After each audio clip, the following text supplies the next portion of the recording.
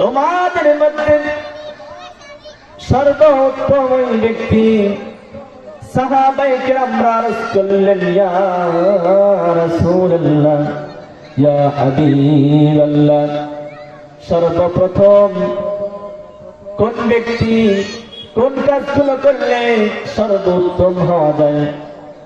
আখিরি জামানার পয়গম্বর মুহাম্মদুর রাসূলুল্লাহ সাল্লাল্লাহু আলাইহি ওয়াসাল্লাম বলেছেন, যে ব্যক্তি দুইটা কাজ করবে, আখিরি জামানার পয়গম্বর বলেন ওই ব্যক্তি তোমাদের থেকে উত্তম। জোরে বলেন সুবহানাল্লাহ।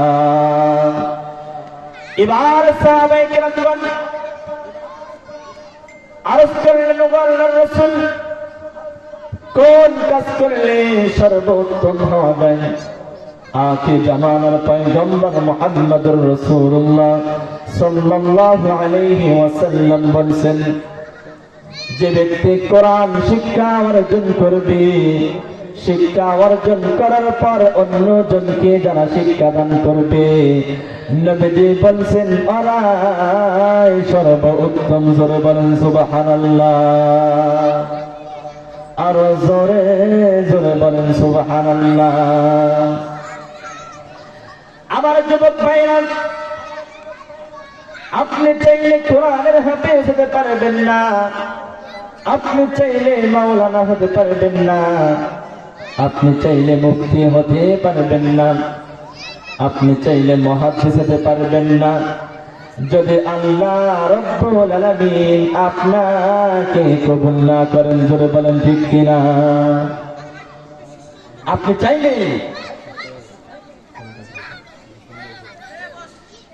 আপনি চাইলে কোরআনের হাফেজ মাওলানা মুফতি হতে পারবেন না। এটা পাওয়ার জন্য আল্লাহ পাকের দরবারে নিজেকে কবুল করে নিতে হয়। জোরে বলেন ঠিক কিনা? হাদিস শরীফের মধ্যে এসেছে, عن معاوية رضي الله تعالى عنه قال قال رسول الله صلى الله عليه وسلم من يرد الله به خيرا يفقهه في الدين। حضرت মুআবিয়া রাদিয়াল্লাহু তাআলা আনহু থেকে বর্ণিত, তিনি বলছেন, আখিরি জামানার পয়গম্বর মুহাম্মদুর রাসূলুল্লাহ সাল্লাল্লাহু আলাইহি ওয়াসাল্লাম তিনি বলেন, আল্লাহ রাব্বুল আলামিন বলেছেন, আল্লাহ রাব্বুল আলামিন বলেন, আমি যার মঙ্গল কামনা করি, আমি যার ভালো চাই, আমি রব্বুল আলামিন তাকে দিলের সুস্থ জ্ঞান আমি তাকে দান করি। জোরে বলেন সুবহানাল্লাহ। আরো জোরে জোরে বলেন সুবহানাল্লাহ। আমার যুবক ভাইরা, যারা কোরআন শিক্ষা অর্জন করবে, হাদিস যারা শিক্ষা অর্জন করবে, আখির জামানার পয়গম্বর মুহাম্মদুর রাসূলুল্লাহ সাল্লাল্লাহু আলাইহি ওয়াসাল্লাম নিজে ওই আলেমদের জন্য দোয়া করেন। জোরে বলেন সুবহানাল্লাহ। হাদিস শরীফের মধ্যে এসেছে, আখির জামানার পয়গম্বর কিভাবে দোয়া করেন, কেমন দোয়া করেন? عن ابن عباس رضي الله تعالى عنه قال قال رسول الله صلى الله عليه وسلم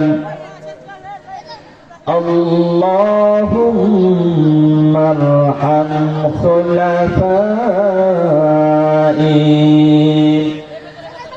آخر জামানার পয়গম্বর বলেন,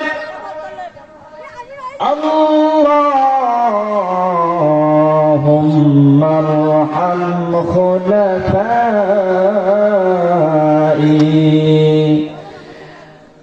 আখির জামানার পয়গম্বর আল্লাহর দরবারে দুইখানা হাত উত্তোলন করে দিয়ে তিনি বলছেন, ওগো আল্লাহ, আমার প্রতিনিধিদের উপরে আপনি রহমত নাযিল করুন, আপনি দয়া করুন। জোরে বলেন সুবহানাল্লাহ। সাহাবায়ে কেরামগণ যখন শুনলেন আল্লাহ ইয়া রাসূলুল্লাহ, ইয়া রাসূলুল্লাহ, আপনি কার জন্য দোয়া করছেন?